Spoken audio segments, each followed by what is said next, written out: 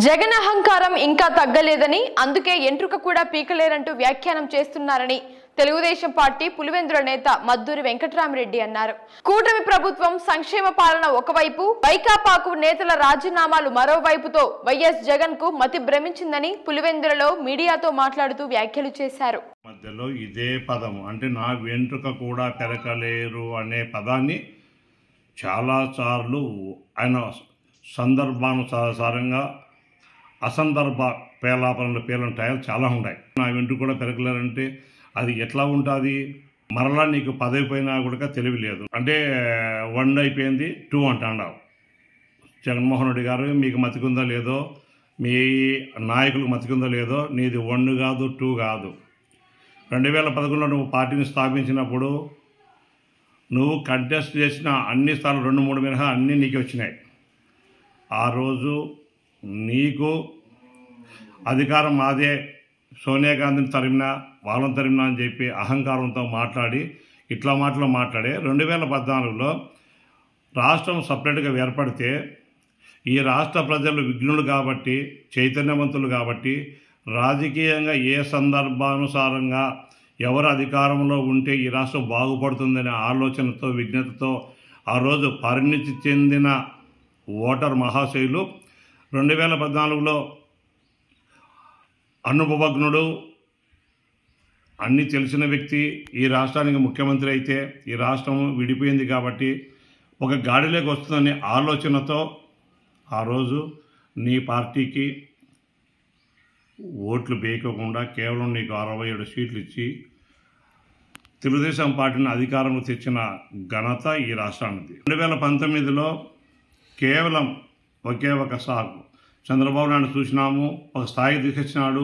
యువకుడు, ముందుండి నడుపుతాడు, ఈ రాష్ట్రం పరుగులు పెట్టేశాడు. ఆయనకు కొంచెం ఏజ్ అయిందని ఏమనుకున్నారు ప్రజలు. కానీ నీ మీద ప్రేమతోన మీ నాన్న అయినటువంటి ఈ రాష్ట్రాన్ని ఒక్క 5 సంవత్సరాలు పరిపాలించినటువంటి శ్రీ వైఎస్ రాజశేఖర రెడ్డి ప్రేమతోనో నీకు 2019-24 అధికారంలోకి ఇస్తే నువ్వు చేయని దుర్మార్గం లేదు, నువ్వు చేయని లేదు. నువ్వు ఎన్ని కావాలని ప్రజలను కానీ ఆనాటి ప్రతిపక్షంలో ఉన్నటువంటి పార్టీలను కానీ నానా రకాల ఇబ్బందులు పడి పెట్టినటువంటి నీవు, నీ చరిత్ర తెలియంది కాదు. నీవు నిన్న 2024లో 3వ తూరి పోటీ చేసింది నీ పార్టీ. చేర్చే ఏమైంది? 2014లో నీకు 67 సీట్లు, 2019లో 151 సీట్లు, 2024లో నీకు కేవలం 11 సీట్లు. అంటే 67, 151, 11 అంటే నువ్వు ఎంత డిస్క్వాలిఫై అయినావో నువ్వు ప్రజల నిన్ను చేత్కరించడానికి. నీకు 2014, 19 67 సీట్లు, 19లో 151 సీట్లు ఇచ్చారంటే ఒక బారు చూస్తామని ఒక భావన తప్ప నీ గొప్పదనం కానీ నీ కుటుంబ నేపథ్యం చూసి కాదు.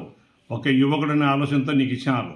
కానీ నువ్వు ఇచ్చిన అవకాశాన్ని సద్వినియోగపరచుకోకుండా ఈ రాష్ట్రాన్ని లూటీ చేయడమే కాకుండా నిన్ను నమ్ముకున్న నాయకులను నీ వెన్నంట ఉండే నాయకులను ఈరోజు అందరినీ ముంచినావు. కేవలం పులివెందులలో చూసుకుంటే ఈరోజు వివేకానంద రెడ్డి హత్య కేసులో నువ్వు చేసిన వెధవ పనికి, మీ కుటుంబ సభ్యులు చేసిన వెధవ పనికి బీదా బిక్కోళ్ళు దాంట్లో నిన్ను నమ్మి వచ్చినటువంటి కొంతమంది ఈరోజు అందరూ మటుమాయమవుతున్నారు. ఇటు ఎందుకవుతారో మీరే పునః పరిశీలన చేసుకోవాలా, ఆత్మ పరిశీలన చేసుకోవాలా. నువ్వు 2 కాదు 3, నీదంతా అయిపోయింది, ఏం లేదు. 67, 151, 11 అంటే 11 అంటే నువ్వు అసలు రాసేదానికి ఎలిజిబుల్ కాదు. నువ్వు ఎగ్జామ్ రాసేదానికి. నీకు 2029లో ఈ రాష్ట్రంలో వైకాపా పార్టీ అనేది మరలా పోటీ చేసి గెలుస్తుంది అని కళ్ళబొల్లి కట్టలు చెప్పి మా కార్యకర్తల వెంట్రుక కూడా పెరగలేరని రెచ్చగొడుతున్నావు. రెచ్చగొడితే ఎవరు రెచ్చిపోయినా సిద్ధంగా లేరు. జగన్మోహన్ రెడ్డి గారు గుర్తుపెట్టుకోండి, మనము ముందు చేసేటి మంచి చెడ్డలు మనం ఉంటే నువ్వు ఎన్ని చెప్పుకోవాల్సిన పనిలే, నువ్వు ఎన్ని మాట్లాడాల్సిన పనిలే, నీ వెనకబడితే వాళ్ళు నిందురు. ఈరోజు ఎందుకు లేరు కారణం అంటే నీవు నీ కుటుంబ సభ్యులు కానీ, నిన్ను నమ్మిన కార్యకర్తలు కానీ, నిన్ను నమ్మిన పార్టీలో కొంతమంది ఒక 5-6 కుటుంబాలు తప్ప బాగుపడిన పాపన పోలేదు. కావున నీది 2 లేదు 3 లేదు 0. నువ్వు ఇంటికి పోవడమే ఖాయము. నీకు పదవి అనేది ఇది ఒక కార్పొరేషన్ కంపెనీలాగా చూసినా కానీ 2014, 19, 24 నువ్వు ఎండీగా ఉన్నట్టు నువ్వు బిజినెస్ అంటే ఏది ఎక్కడన్నా పోయి చిన్న చిన్న దేశాలు దొంగ సామ్రాజ్యం స్థాపించుకుంటారు. నువ్వు కానీ ఏదైనా ఎక్కడైనా కానీ నీ క్రిమినల్ మైండ్ నీ ఫ్యూచర్ ప్లాన్లు ఇక్కడ ఎక్కడ వర్కౌట్ కావు. దయచేసి ఆంధ్రప్రదేశ్ రాష్ట్రాన్ని 2వ తూరి కాదు 3వ తూరి కాదు అనుభవజ్ఞుడైనటువంటి అన్నీ తెలిసిన వ్యక్తి అంటే శ్రీ నారా చంద్రబాబు నాయుడు గారికే అవకాశాలు ఉంటాయి. కానీ నీలాంటి నక్క యుక్తులు పడే కుయుక్తులు పడే జిత్తల మారిన నక్కలకు ఓటేసే కాలం చెల్లిపోయింది. దయచేసి నీది 2 లేదు 3 లేదు 0.